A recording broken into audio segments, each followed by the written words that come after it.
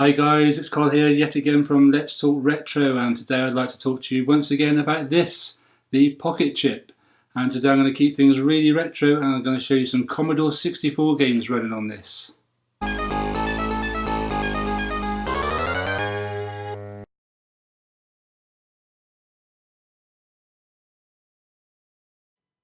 So the first thing you want to do to install Commodore 64 games onto your Pocket Chip is to install the Vice emulator.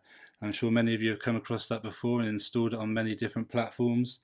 Now, to do this, I could have gone through and shown you me typing in the commands into the terminal, but as I've already done it, it's probably just going to say everything's installed. And using the Pocket Chip keyboard is not the best. Some of the commands are a little bit long. It'd probably be a bit boring watching me just sit there typing in the commands and getting them wrong 100 times.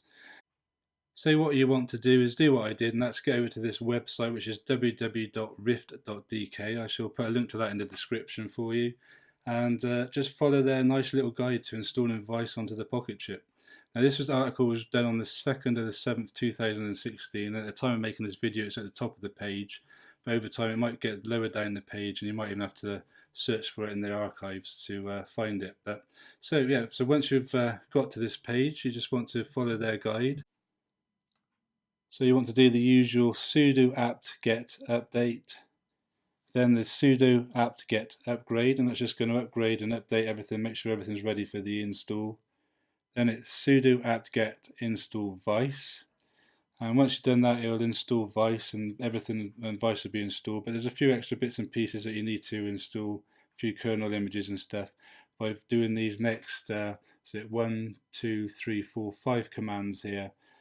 So those are the long ones, or a couple of them which are the long tricky ones to enter.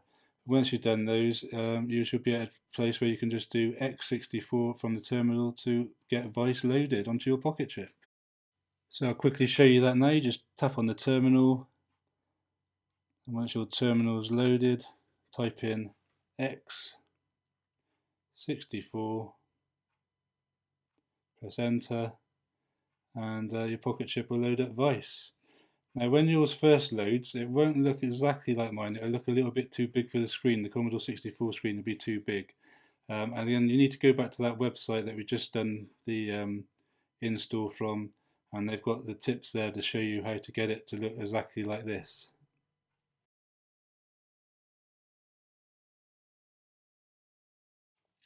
So now you're at this stage, you probably want to set up a joystick or some controls, and this can be a bit of a pain, and you want to go to the settings menu, and that's hard to get to. If you just click on settings, it goes to some other menus. So click on file and use the arrow keys to go across to settings, and then the down arrow key to go down to joystick settings.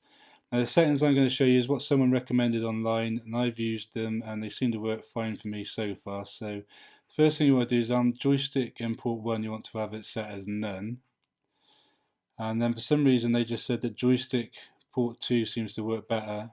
So, and then you want to set that as key set A. And also notice I've got allow key set joysticks ticked over on the right side there as well. That's something that you need to have done. And then you want to go down to define key sets, and set key set 1 is the one that we're going to be using. So this is the one that needs to be set up. So as you see, I've got down for south, I've got up for north, I've got left for west, east for right. That's like the arrow keys, and then 0 for fire. So that's where you want to go to set up your keys and your controller. And once you've done that, you can then, what I do is I press Alt D to get into full screen mode. Say full screen mode, still got a sort of bit of a black line down left and right, but it gets rid of all the rest of the stuff. And then alternate to go into your load menu. This screen's a little bit too big still oversized. No one seems to have worked out to set this up. So you just got to put up for this for now. Now if you had a USB put in with some ROMs on, it would be here it say volume, and you would click on that, but I've actually got some already transferred into a folder in my home folder, and then chip, and then I've got a folder called Commodore 6 or C64, and here are my ROMs. So I'm going to choose when to load up. Let's go for let's do Set Willy. I like a bit of Set Willy. And what you want to do is click on the PRG or program file, which is on the right. Sometimes you have more than one, but it's usually the top one if you've got more than one. So tap on that, and you should see that your game will load. And don't forget, this is Commodore 64 where games were loading here. So they used to take a while to load, and they used to do all sorts of funny things. So if you think nothing's happening, or if you think something's gone wrong, good possibility it hasn't. It actually is loading. It's just the way Commodore 64 games used to work. Like here, for example, it's doing nothing. Well, now the screen's gone blank, and you're thinking, is this working? Has it gone wrong? But hopefully, yes, here we go. Now I'm using my Arduino to control the games. I've showed you how to set up the Arduino in another video to control your pocket chip when I used it for Pico 8, but it's exactly the same setup system, so you might want to go and check that video out if you want to do this. And so there's Set Willy has loaded, and you just got to make sure. Now you can change, sometimes games on the Commodore 64 worked in joystick port 1 or port 2, so Alt and J changes between port 1 and 2. But this seems to be working okay. I'm going left and right, alright. Let's see whether I can jump in a minute. Let's go up the stairs. Yeah, jump's working okay. So I'm using my Arduino here to actually control this because it's much easier than using the keys on the pocket chip. As you can see, Set Willy is running fine. Just wait for this to come back across and get a good jump at this. This is one of those platform games where you have to be pixel perfect. Just hit a little bit of a pixel and you would die. And now, of course, at the moment we've got no sound, but there is sound, but you have to plug it into headphones into your headphone socket, or a speaker into your headphone socket on the pocket chip, because there's not actually a built-in speaker. So there is sound, but I've not got nothing plugged in it so that you can hear it. Just avoid the razor blade. Let's drop down this hole here. I think this is where you had to go.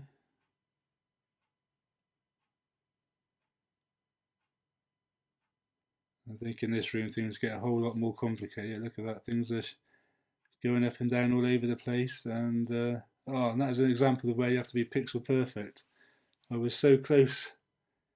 That green thing's just come down. It's dying all the time. What I'm attempting to do is to get to the other side, and I can hopefully jump across on the green platforms to get to that thing that's flashing. Things even look even more complicated in there, so I'm definitely going to stay in here for the moment. Ooh, that was close. Thought I was going to get hit by him. Oh, nearly got hit by the foot. Oh, no, I just jumped straight into the green.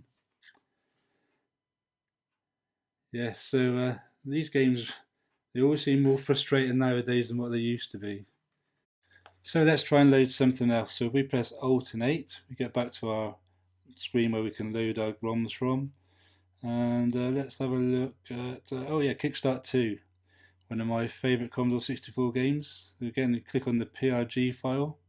There's two there, but I'm clicking on the top one. Oh, I clicked on something else. What have I done? Just escape to get out of that. That's it. And it is loading. So yeah, we've got Kickstart 2 loading, and I used to enjoy playing this. You could play this one player or two player, of course. It used to be a bit frustrating. You had to slow down over certain obstacles and get things just right, but that's the way games were back then. And again, as I say, games do weird things when they load on the Commodore 64 on these emulators, and as you can see, this one looks like you may think it's crashed, but I'm sure it is loading. And this one's, I think it's a cracked version of the game, so you've got a little menu that comes up, and some flashy graphics. And I think you've got to press spacebar, I think it is, to get through these, if I remember rightly. Just press the spacebar on the pocket chip keyboard. And yes, so now it's gone to a blank screen, and again you might think it's doing nothing, but I think if I remember rightly it is. Yes, there we go. There's the Kickstart 2 and it's got a construction set on Kickstart 2. Of course you can make your own courses. So we're just going to try and do a race against the computer just to show you that this is actually working. And just make sure the joystick's in the right port. And I don't think it is because I've got no speed.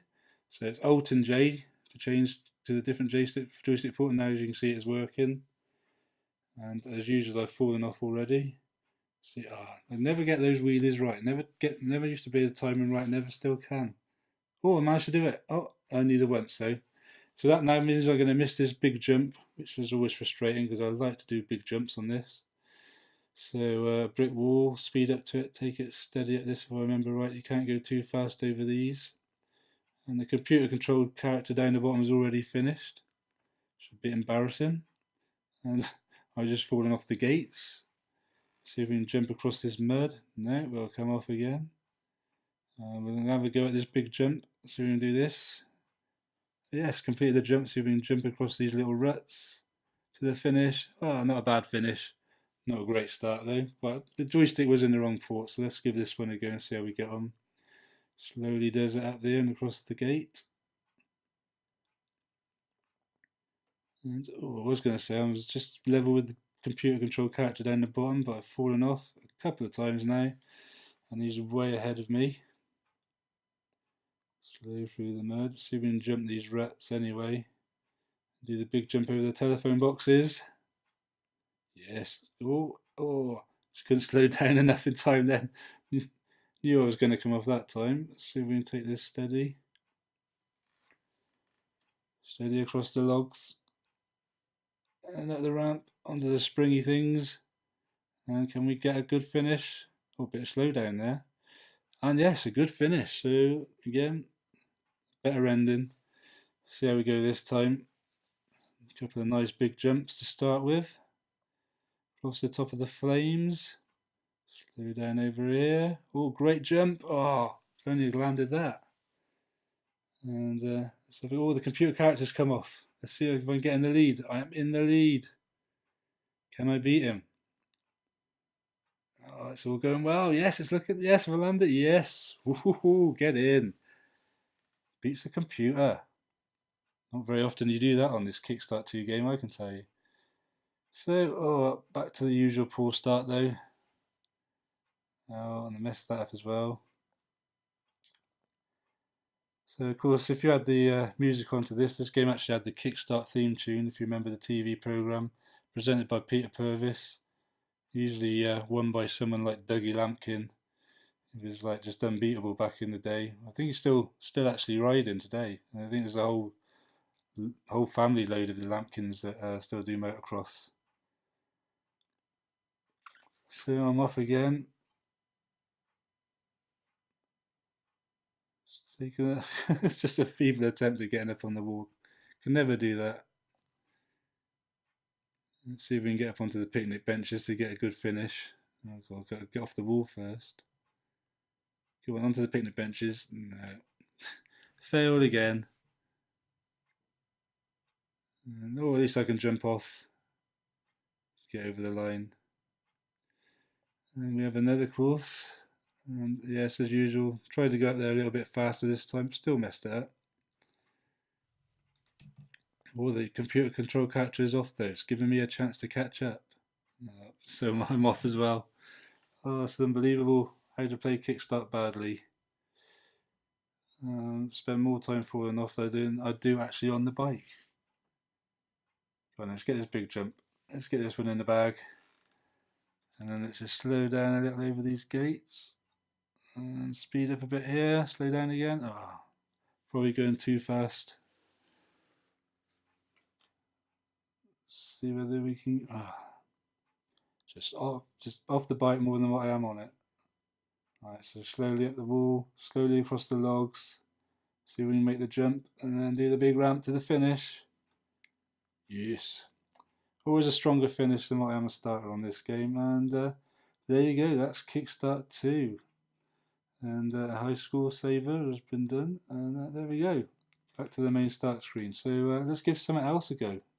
So again, on your pocket chip keyboard, you want to press Alternate, and that will bring us back up to this screen where we can load our files from.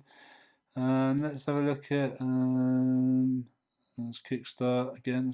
Manic Miner. Let's have a look at Manic Miner. Another good retro platforming game. And again, I've brought up some sort of menu. Let's press escape, and yeah, Manic Miner is loading. So yeah, Manic Miner, another classic from back in the day, and now it is a very popular game on the Spectrum as well as the Commodore 64.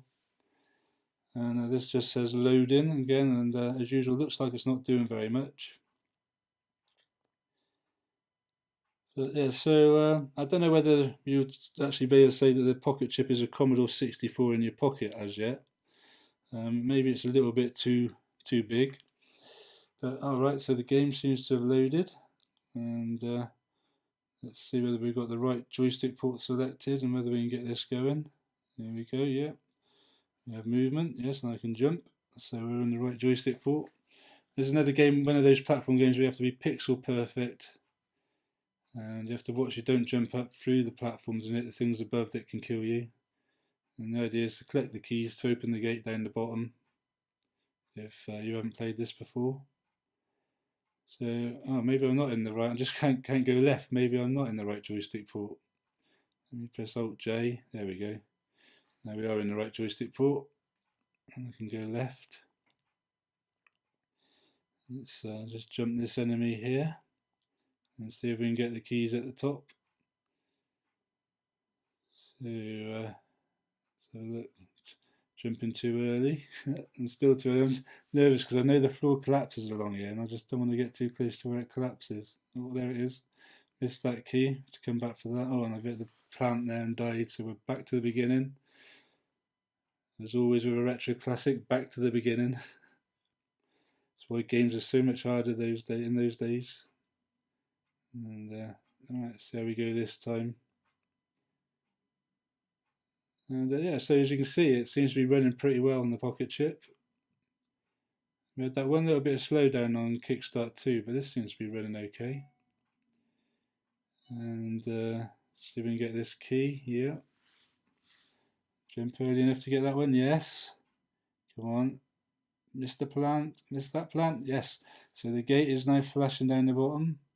Just got to get back down there now without hitting anything. Oh, and I've hit the plant. Hit the blue plant, I can't believe it. And we're right back at the beginning again. Let's have one more go at this.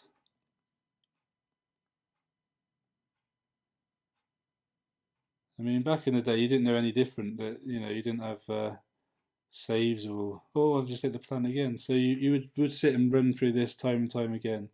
There's the classic game over screen for Manic Miner. So yes, that's Manic Miner running on it. Let's try something else. So we shall press Alt and J again to get back to our loading screen.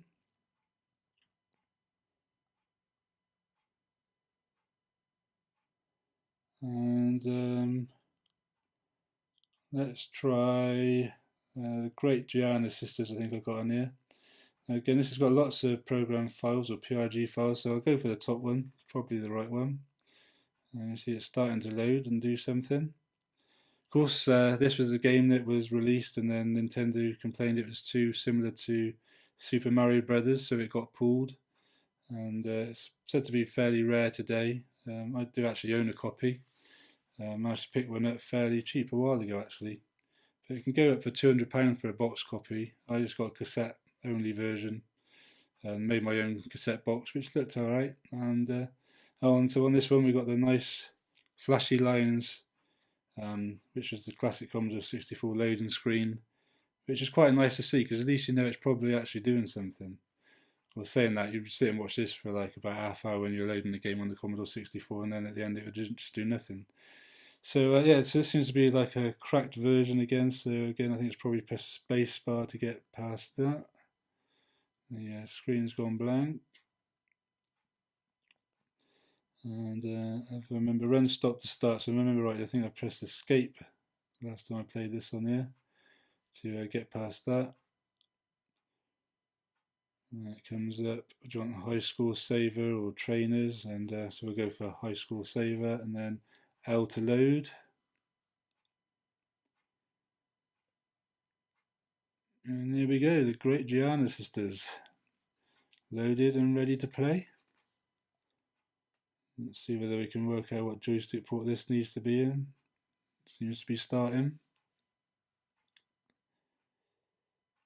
And right, I can move left and right, okay. I can't jump. Just Alt and J to change back to the other joystick port, and I can't do nothing there.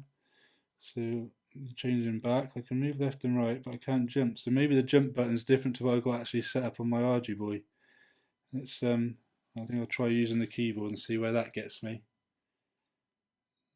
Just press a few buttons and see if I can find jump. Oh, jump's down, so I had jumpers up on my Arduboy, configured on the Arduboy's upwards jump, so that's why jump's not working. So I'll have to try and play this on the keyboard. It's going to be a little bit tricky. But the main thing is that you can see this game is another game that's running quite easily on the Pocket chip.